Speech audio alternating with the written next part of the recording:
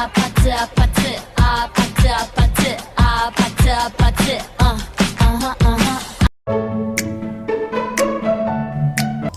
Aspek budaya individu yang mempengaruhi perilaku konsumen. Yang pertama ada nilai dan norma. Artinya keyakinan individu terhadap apa yang mereka inginkan dan dianggap benar atau salah budaya individu tersebut. Kita ambil contoh, konsumen Eropa jauh lebih peduli terhadap isu lingkungan. Mereka lebih tertarik terhadap produk yang mengangkat isu lingkungan. Contohnya berbasis keberlanjutan atau bebas plastik. Sudah banyak merek-merek Eropa yang menggunakan kampanye isu lingkungan ini untuk strategi pemasaran dan juga teknik bisnis mereka. Salah satunya brand Patagonia yang merupakan brand yang berasal dari Amerika Serikat yang menjual fashion untuk aktivitas luar ruangan dan juga perlengkapan olahraga. Mereka menggunakan kampanye Don't Buy This Jacket. Tujuan brand Patagonia ini menggunakan kampanye ini untuk mendorong konsumen membeli lebih sedikit produk dan lebih memilih produk yang memiliki kualitas yang lebih tinggi. Selain itu, di dalam website Patagonia juga terdapat pernyataan bahwa 1% keuntungannya mereka gunakan untuk menangani isu lingkungan. Yang kedua ada hubungan, artinya bagaimana sebuah merek mempengaruhi preferensi dan mempengaruhi keputusan konsumen untuk membeli atau menggunakan produk tertentu yang mencerminkan nilai moral atau identitas kebudayaan individu. Kita ambil contoh, kebanyakan di Indonesia beragama Muslim. Maka bagaimana sebuah merek atau sebuah produk menciptakan ikatan emosional yang kuat untuk mempengaruhi keputusan pembelian sehingga terciptanya kepercayaan masyarakat terhadap brand. Seperti yang terlihat di PPT, kita menggunakan contoh Wardah. Wardah ini mempositioningkan sebagai brand yang halal. Untuk mendukung elemen ini, Wardah menggunakan brand ambassador wanita yang berhijab. Hal ini digunakan Wardah untuk membangun kepercayaan wanita muslim di Indonesia untuk menggunakan produk Wardah. Dari The Five Factor Model Theory, saya memilih conscientiousness atau sifat kehati-hatian. Sifat kehati-hatian ini terbagi menjadi dua, ada yang rendah dan ada yang tinggi. Individu yang memiliki kepribadian kehati-hatian yang tinggi cenderung lebih berhati-hati dalam melakukan suatu tindakan ataupun penuh pertimbangan dalam mengambil sebuah keputusan. Dalam konteks pembelian laptop, sifat ini memainkan peran penting dalam mempengaruhi perilaku konsumen karena keputusan semacam ini seringkali melibatkan pertimbangan dari segi finansial maupun kebutuhan fungsional.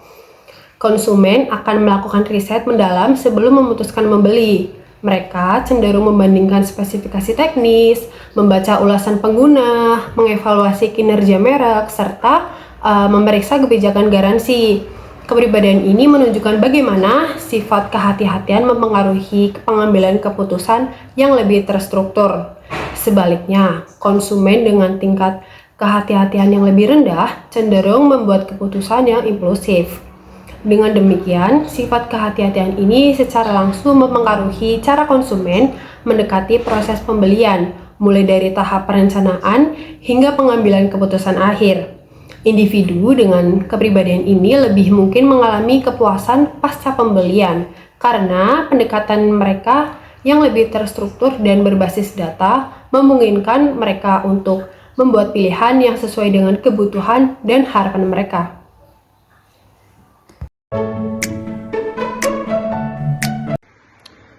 Untuk memahami pengetahuan konsumen, yaitu ada satu, avoiding misperception, yaitu dengan terlibat aktif dengan pelanggan, mereduksi kekeliruan, serta meningkatkan kualitas pengalaman pelanggan.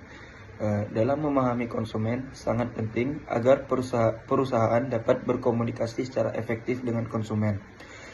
Untuk menghindari kesalahpahaman, dan memastikan bahwa informasi yang diberikan sesuai dengan pemahaman konsumen. Sebagai contoh, pada saat peluncuran iPhone X, yaitu banyak konsumen yang meragukan fitur Face ID karena mereka tidak memahami cara kerjanya. Untuk menghindari kesalahpahaman itu, Apple aktif mengedukasi pasar dengan iklan dan peluncuran produk baru yang menjelaskan fitur baru tersebut. Yang kedua yaitu ada product positioning, itu menempatkan produk strategis sesuai dengan target audience, yaitu dengan memaksimalkan potensi pasar dan selaras dengan tujuan pemasaran perusahaan. Proses ini bertujuan untuk memastikan bahwa produk atau layanan dipandang secara positif dan unik dibandingkan dengan pesaing pasar yang lain. Sebagai contoh, Tesla, yaitu Tesla memposisikan diri sebagai mobil listrik yang inovatif dan ramah lingkungan serta berfokus pada performa yang tinggi. Yaitu mereka menargetkan konsumen yang peduli lingkungan tetapi tetap menginginkan mobil dengan kinerja dan teknologi yang mutakhir. Selanjutnya saya akan menjelaskan bagaimana hierarki kebutuhan Maslow dan class mobility mempengaruhi perilaku konsumen.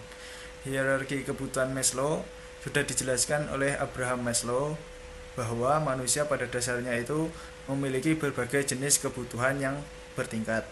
Orang-orang akan memprioritaskan pembelian berdasarkan tingkat kebutuhan mereka, yang mana artinya konsumen itu akan membeli suatu barang atau memakai suatu jasa sesuai dengan kebutuhan kondisi mereka saat itu.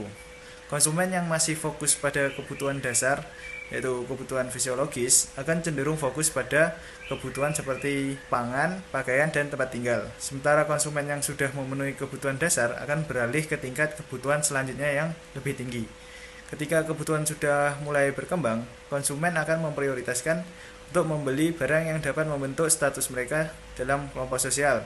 Mungkin seperti membeli barang bermerek, barang mewah, atau kita sebut dengan flagship produk. Nah, sedangkan mobilitas kelas ini pula menunjukkan adanya status sosial yang lebih tinggi melalui pembelian barang-barang yang bermerek tertentu, dan bagaimana perusahaan ini dapat memanfaatkan hal ini dalam strategi pemasaran mereka. Kita ambil contoh seorang pengusaha sukses sudah tentu memenuhi kebutuhan dasar mereka seperti kebutuhan fisiologis yang saya sebut tadi, ada pangan, minum, dan tempat tinggal. Dan kemudian ada kebutuhan rasa aman, yaitu mencakup keamanan dan kenyamanan. Setelah itu, mereka akan berfokus pada kebutuhan yang lebih tinggi, seperti kebutuhan akan prestis dan aktualisasi diri.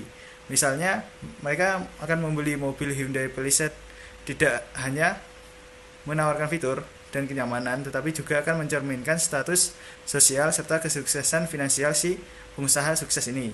Mobil ini juga akan menjadi simbol pencapaian dan gaya hidup yang dimiliki oleh si pengusaha sukses tersebut.